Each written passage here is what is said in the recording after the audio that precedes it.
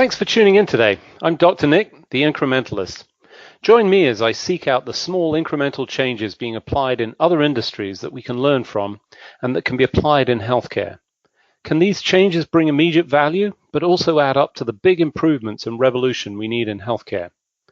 Come along with me to explore the possibilities. My innovative guests from around the globe have used small incremental improvements to achieve their moonshot. And today, I'm delighted to be joined by Sandra Humbles. She is the Vice President of Global Education Solutions at Johnson & Johnson Institute. Sandra, thanks for joining me today. Oh, I'm thrilled to be here with you, Nick. Thank you for inviting me. So before we kick off into some of the things that you're doing that I think are extraordinarily exciting in terms of education, the virtualization of a number of things, tell us a little bit about how you got to where you are, your journey, and some of your background. Yeah, well, so I'm originally from England, as you can probably tell from my accent, and I've always been hugely interested in science and technology, and very quickly moved into Johnson & Johnson, really focused on making a difference to patients' lives. And with that then came that every day you get up thinking about solving problems and helping people. And so naturally, as my career journey continued, I started to focus in education, helping first our commercial organizations be their best selves when they're by the side of our surgeons. And then now with a huge external focus on doing everything possible to help our surgeons and learner surgeons, look after their patients in the best way possible. And obviously, that has just become what I do every day, and come to work very motivated to make a difference in education. So obviously a long career spanned, multiple countries, and I'm imagining you probably grew up in the same era that I did, from a clinical education where it was see one, do one, teach one. But we've moved on from that, but not as far as we would have liked. But that's really part of your focus at this point, and we've seen a change. Tell us a little bit about that sort of inflection point as it occurred in your world. Yeah, so you're absolutely right. And, as we started to think about, the Johnson & Johnson Institute and how it could really make a difference, we needed to think about different channels instead of just the face-to-face component of how surgeons learn. And they learn better from their peers, and that. But it needed to be, how do you build the cognitive skills? How can you use different digital channels to help? And what we realized, there's always been a place, for videos. Watching a surgeon doing a procedure on a video was really the earliest way of doing this. But then we started to look at things like, virtual reality, and, what role could that play, on this, this lens of education. And, with that, you've got to look at, you're building the cognitive skills, but you've also got to be able to have some assessment and feedback. And therefore, as we've been looking at that space, finding the right strategic partners to help you build the virtual reality experiences, also building the assessment piece and the feedback piece, and then really proving that it makes a difference. And, I think a game-changing piece was when we actually started to research the value of virtual reality and what it could do, and that you can then stop doing certain face-to-face training and replace. That really gave us the confidence to invest in those platforms. Step back in time, if you can, before the sort of matrix that we all went into. And your first interaction with virtual training, beyond the sort of video, which I think we've had reasonably long experience. Can you remember that experience and anything that stood out to you at the time? Did you go, wow, I see this developing? Or was it just kind of, no, that's just for gamers? No, I can tell you the first time I ever went into a virtual reality experience, it was like, this is going to change the world. And it was exactly that. You went in and, I'll never forget when I put my first headset on and you actually believed you were there. You believed you were in that experience, and it was completely immersive and, lived the, really the promise of that technology. But we then started, probably 3 years ago to start building procedures. So our first foray was into our orthopedic space and building a knee procedure. And as soon as you saw a experienced attending surgeon put the headset on by my side and him going, oh my God, this is like doing the actual procedure. This is going to make a difference. And then within 5 minutes, he would have 20 other people around him wanting to take the headset and, and go through that same experience. That's when you knew, and I knew, that, this was going to help many, many people around the world. And it was part of the opportunity was figuring out scalability. But I can tell you, and I'll give you another example, Nick, of when I just went, wow, J&J, as you know, is moving into digital surgery and robotic surgery. And we've already built some virtual reality experiences of what that's going to be. And the first time I put my headset on to learn how to set up the operating room, and I went through the virtual reality experience in about 20 minutes, then took the headset off, then moved into the lab setting, and then I could actually set up the robot myself. You've just realized you've took away all that face-to-face training that used to take a lot of effort, doing it time and time and time and time again. And now you can do it once in a headset, and you can make that available to the scrub tech, to the operating room nurses, to the surgeons, to all of them. And they can learn the same way in a very rapid pace. And also you may have some people who are not as confident. And I think that's the beauty of virtual reality. You can go through it the first time, and we're all competitive, right? We all want to be the best at the best. And you might not do it right first time. And then you put the headset on again and you replay. And literally after multiple times, you realize then you've built that skill. And then you take the headset off and then do it for real. And you can actually do it without any guidance. That's what was game changing. Yeah, it's interesting you bring that up, because I hark back to my experiences, and there was certainly a separation of individuals and confidence, a spectrum of it. And if you had confidence, which was probably misplaced, you were jumping in and feeling like you knew, and hopefully it went well.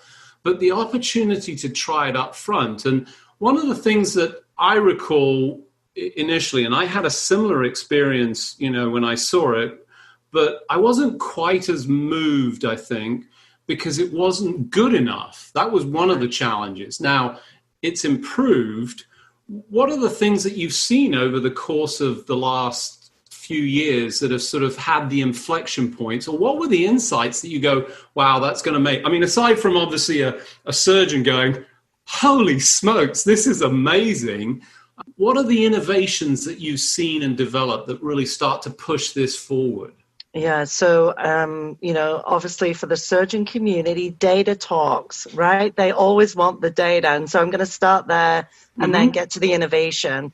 But we took a risk, and we partnered with the Imperial College London to actually do a study around our VR training module on the anterior approach to hip surgery. This was to really improve the training at the residency level. 83% of the VR trained surgeons were able to perform the surgery in a lab setting with minimal guidance, whereas none of the traditionally trained surgeons were able to do the same. So what that meant was suddenly you had data to prove that virtual reality could actually train better than the traditional method. That was game-changing, because before we had the data, it was exactly what you said, Nick. It was fun. So we proved even the basic modules now could help immensely at that learner-surgeon level. So then we did go out and search for the best illustrators and, people who have the medical illustrators. And that's where also VR came in, and their capability to be able to get to something that looks even more real than what we had before, again, was the innovation we were looking for. And then the third component was getting to the analytics and the assessment piece and the feedback. So getting a score, if you will, of how well you did the procedure and giving that feedback to the learner surgeon. So having the data and analytics platform on the back end was very important. And then the fourth one, no surprise, anyone could, put a headset out there, but how do you keep it up to date? How do you keep it connected with the control center? And that's when we formed the partnership with Oculus and the Oculus platform, business platform, so that we can connect all of our headsets all around the world, and that you can at any moment in time then update with a new module, with new insights, etc. And you get this globally connected platform that can really help all surgeons all around the world. So I would say having data to prove VR works, having the right medical illustrators and the right platform to be able to do that. And then the third component is getting to the data sets to help guide the improvements where you really need to focus. Yeah, it's interesting. I have an N of 1 versus an Imperial College study, but it was very humbling to be in a virtual training center for laparoscopic surgery and watch my daughter at the time, who she was still in high school.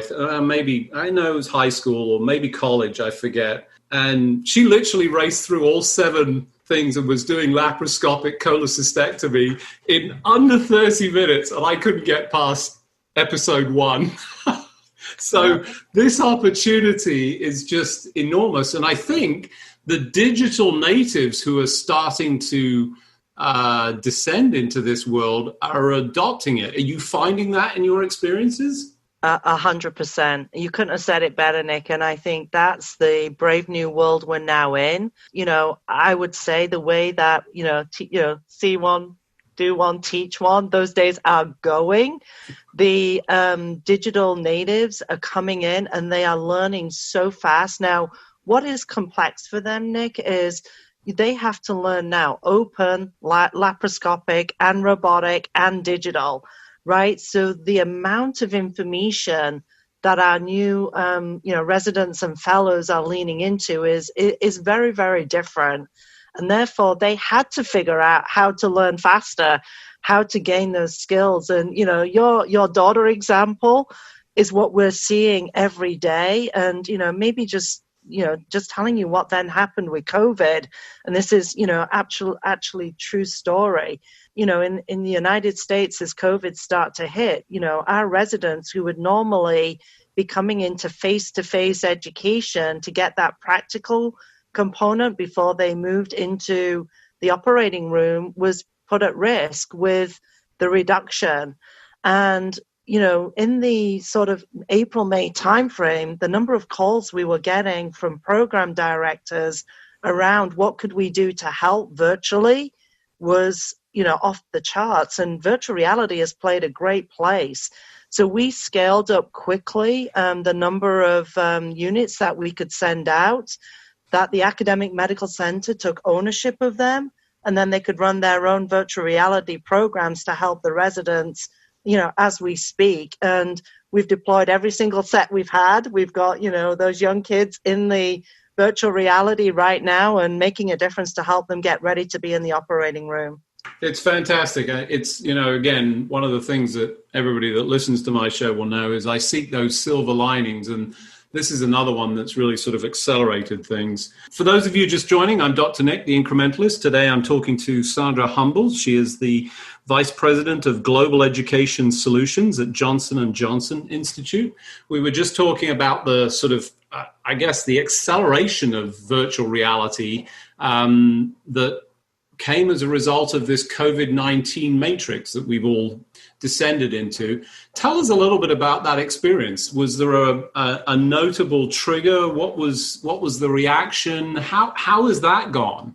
Yeah, so I can only take you back a few months, and it was the beginning of March. I was on a call with my Global Education Council, and they're my top advisor of key opinion leaders from around the world.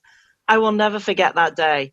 I was sat there listening to them, and we normally do, a topic where we would get, insights and, advice from them. And we decided to ask the question. It was a very simple question. How are you doing during, COVID? And, we had people from China, we had people from Spain, we had people from Italy, and we had obviously people from the United States. And they were obviously all at very different points in time. The China surgeons were starting to tell us about recovery and how they were getting patients back in safely into the operating room. Spain and Italy at the time were at their peak, and it was just chaos and, just pleading for help, if you will. And then the United States were like, interesting, what's going on? What experiences are you having? I mean, it was, and I'm talking March. I mean, I cannot believe that we're here in August, and this was, a few months ago. And so they said, and I'll never forget it, Nick, they said, we're scared. The United States people saying, we don't know what we don't know yet. We need you as the Johnson & Johnson Institute to step up like you've never before and help us to get the information that our China colleagues have and our Italy and Spain colleagues have, and help that to be shared. And I have to tell you, it's the proudest accomplishment in my career. Within 48 hours, we had decided to partner with a company called the AIS Channel, who are based out of Barcelona. And they have some of the best online digital education you will ever see.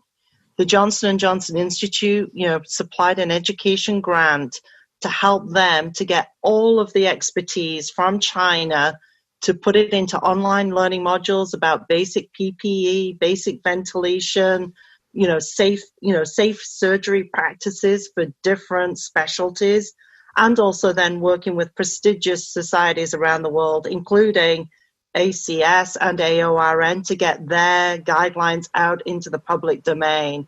And, we formed that, hub with the, COVID resource hub with the J&J Institute, linked to the AIS channel. Since March to today, we have touched over 4 million HCPs in 150 countries, and we have seen 470,000 completed online courses for basic training around PPE, ventilation, all of those things that, again, I will look back and say, did I make a difference during COVID? The J&J Institute stepped up when it was needed. And, today those resources are available free to everybody. You just have to log in and go and use them. And, what's been interesting during the last 4 months, different countries have accessed at different times, right? So to start with, it was all EMEA were accessing those resources. And as we sit here today, it's more the Indias, the, emerging countries that are now accessing it. And those resources will be live until we get the, the vaccine and the solve here. So again, just something we did very differently in forming really good strategic partnerships, using education grants to help those companies that could make a difference. Yeah, I'm hopefully most people, if not all, have the same desire as to, look back and say, did I make a positive difference? And I think that's, the essential part of this in terms of pulling together, the importance of making all of that available that, is evidenced by the number of people accessing that. Tell us a little bit about where you see this going. I would say, like many things, we've seen the sort of, it's like tossing gasoline on a fire. It's accelerated things in a great way, in my view. There are still problems. I mean, I think this is an imperfect technology that still has to be refined. Tell us a little bit about where you see the challenges and the opportunities going forward and what we can expect in the future. Yeah, so Nick, I wish you had a visual of me. You'd see my hair on fire because, yes, the gasoline did get thrown. And, we might arrange for that in the blog post. It was very funny. No, but you know what? It was exactly what you said. It was seen as a massive opportunity. We knew there was this convergence of the digital natives coming in. There is the amazing expertise of our KOLs, but there was this gap on the how to deliver education. And actually, COVID-19 has accelerated everything digital. And now there is two things that really have happened. More acceptance of everybody. I have seen more, surgeons and KOLs come on to virtual meetings and wanting to learn new skills around facilitating in a virtual world. And then from an educational standpoint, our business leaders now also see there are different ways of doing this. I think one of the biggest ones that is emerging right now, so we've talked about virtual reality, we've talked about online, but I'm also seeing trends in the the telemedicine, the telementoring, the telehealth, right? I think that's another trend that you're definitely seeing. And I don't think it will go back exactly how we saw it.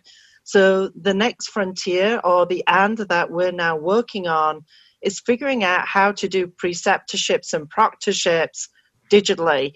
Again, the model there, Nick, has been, a learner surgeon may go and fly and stand by, an expert in their operating room and watch the procedure and ask the questions. Well, doing that digitally now is actually very simple. And then the reverse is becoming something that we definitely see as doable and is working, where a new surgeon who is trying to do a procedure in a different way or using a different technology can now be proctorshipped remotely. And that is also an absolute reality now. So I'm not sure we're going to return back to seeing people flying from A to B to Z anymore. I think they are going to be much more open to digital coaching, digital support, and I think things like virtual reality are just going to become the norm. So we are scaling as fast as humanly possible. We're building new skills in our own organization to be able to do this. And I have to tell you, our key opinion leaders, our faculty are leaning in with us to want to do this. And it definitely is a brave new world. And I don't see it returning to where we were, last year. It's going to be a very different future for us in education. Yeah, I think the other thing that's sort of notable about that is that virtual proctoring is so much more scalable. I mean, one of the challenges was with many of these procedures, new devices that come up, there's like one or two experts and they can't be all of these places because all that time that's taken up. So I agree with you. I think we'll never return to whatever people consider normal. I think it will be the new version of that, which will be an improved version. It's augmented in a way that's positive. For me, that's an exciting opportunity. We've just got a short time left. In the closing minute or so, tell us what you're excited about in the coming months, and where do you see things perhaps in 2-3 years, if we can even predict that far in advance these days? Yeah, Nick, for me, it is exactly what you say. It's being able to scale to larger audiences and into those markets where maybe we didn't have access. I think our digital ecosystem is going to allow that. And the end result will be to help more patients and get to better patient outcomes. I get excited about the, opportunity now of personalized learning, right? So that's where we're going. Let's assess where somebody is in their learning curve and then get the right training in the right place, whether that's digital or face-to-face, and customizing that experience as we go. So the future is bright. We're going to touch more surgeons, touch more learner surgeons, and help more patients around the world. So just appreciate the chance to talk to you and share our journey. Fantastic. Well, as usual, we've run out of time. Just remains for me to thank you for taking the time to join me. I think this is an exciting journey. As I say repeatedly on this show, there are silver linings all around us. And whilst it's easy to focus on it, the only thing that we can control is our response to it. And, I think your response and Johnson & Johnson is a positive approach to the difference that you can make. I applaud that. I'm excited about it, and I'm excited about it from a personal standpoint because my daughter is third-year medical student and struggling with all of this virtual world. So, exceedingly important to me. So, Sandra, thanks for joining me today. No, really appreciate it, Nick, and stay safe, and let's get your daughter practicing surgery. Thank you. Thanks for joining me today. Do you have any better ideas, or have you found a small incremental change that's brought about a big improvement in your world? Let's continue the conversation on our hashtag, The Incrementalist, or share with me at DrNick1 on Twitter. You can find more information about the show on our program page at healthcarenowradio.com. And tune in next time to hear my discussions with leaders and innovators from around the globe who've revolutionized their space by using small incremental improvements to achieve their moonshot. I'm Dr. Nick, the Incrementalist, and I'm starting a revolution through evolution.